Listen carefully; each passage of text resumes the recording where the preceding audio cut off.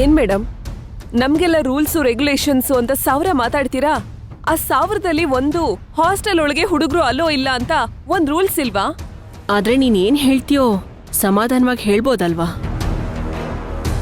Hostel ಒಳಗಡೆ ಹುಡುಗರು ಬರೋದಕ್ಕೆ ಯಾವಾಗಿಂದ ಪರ್ಮಿಷನ್ ಕೊಟ್ರಿ?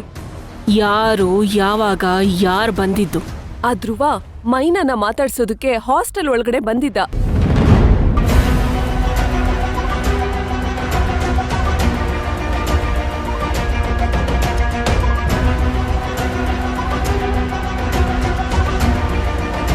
ಆ ಧ್ರುವನ ಹಾಸ್ಟೆಲ್ ಒಳಗಡೆ ಯಾಕೆ ಬಂದೆ ಅಂತ ಪ್ರಶ್ನೆ ಮಾಡಿದ್ರೆ ನೀವ್ಯಾರು ನನ್ನನ್ನು ಕೇಳಕ್ಕೆ ಅಂತ ನನಗೆ ಎದುರು ಮಾತಾಡ್ ಹೋದಾ?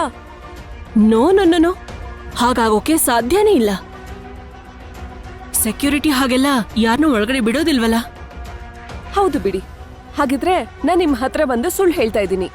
ಅಷ್ಟಿದ್ರೆ ನೀವ್ ಹೋಗಿ ಸೆಕ್ಯೂರಿಟಿನೇ ಕೇಳಿ. ಬರ್ತಾ ಬರ್ತಾ ಈ ಹಾಸ್ಟೆಲು ಈ ಮಟ್ಟಕ್ಕೆ ಚೇಂಜ್ ಆಗುತ್ತೆ ಅಂತ ನಾನು ಎಕ್ಸ್ಪೆಕ್ಟೇ ಮಾಡಿರ್ಲಿಲ್ಲ. ನನ್ ಮಾಮ್ಗೆ ಬೇರೆ ಯಾವ್ದೋ ಹಾಸ್ಟೆಲೇ ಸಿಕ್ಕಿಲ್ವಾ? ಹೋಗಿ ಹೋಗಿ ಇಂಥ ಹಾಸ್ಟೆಲ್ ತಂದು ಹಾಕಿದ್ದಾರೆ. ಛೇ, ಇದಂತೂ ಹಾಸ್ಟೆಲ್ ಅಲ್ಲ, ಇವಾಗ ಧರ್ಮದ ಛತ್ರ ಆಗ್ಬಿಟ್ಟಿದೆ. ಇಷ್ಟ ಬಂದಂಗ್ ಯಾರ್ ಬೇಕಾದ್ರೂ ಬರ್ತಾರೆ, ಯಾರ್ ಬೇಕಾದ್ರೂ ಹೋಗ್ತಾರೆ. ನರ್ತನ ಮಾತಿನ ಮೇಲೆ ಹಿಡ್ತಾ ಇರ್ಲಿ. ಹಿಡ್ತಾ ಇರ್ಬೇಕಾಗಿರೋದು ನನ್ ಮಾತಿನ ಮೇಲಲ್ಲ ಮೇಡಮ್. ನಿಮ್ಗೆ ಇವತ್ತು ಹಾಸ್ಟೆಲ್ ಮೇಲ್ ಹಿಡ್ತಾ ಇದ್ದಿದ್ರೆ ಇವತ್ತು ಇಂಥ ತಪ್ಪಾಗ್ತಾನೆ ಇರ್ಲಿಲ್ಲ. ನೀವಿದನ್ನ ಇಷ್ಟೊಂದು ಲೈಟ್ ಆಗಿ ತಗೋತಿರೋದ್ ನೋಡ್ತಿದ್ರೆ ಮೋಸ್ಟ್ಲಿ ಇದೆಲ್ಲ ನಿಮ್ ಪರ್ಮಿಷನ್ ಮೇಲೆ ನಡೀತಿದೆ ಅಂತ ಅನಿಸ್ತಿದೆ. ಬೇಡ ನರ್ತನ, ನಾಲ್ಗೆ ಹೇಗ್ ಬೇಕೋ ಹಾಗೆ ಹೊರಳುತ್ತೆ ಅಂತ ಬಾಯಿಗೆ ಬಂದಂಗೆಲ್ಲ ಮಾತಾಡ್ಬೇಡ.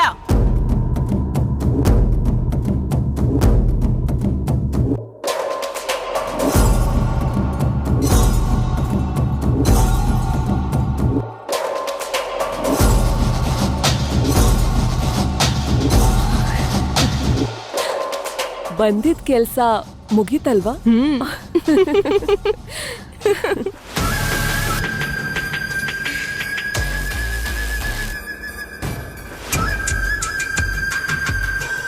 ಇನ್ ಮುಂದೆ ಅಸ್ಲಿ ಆಟ ಶುರು.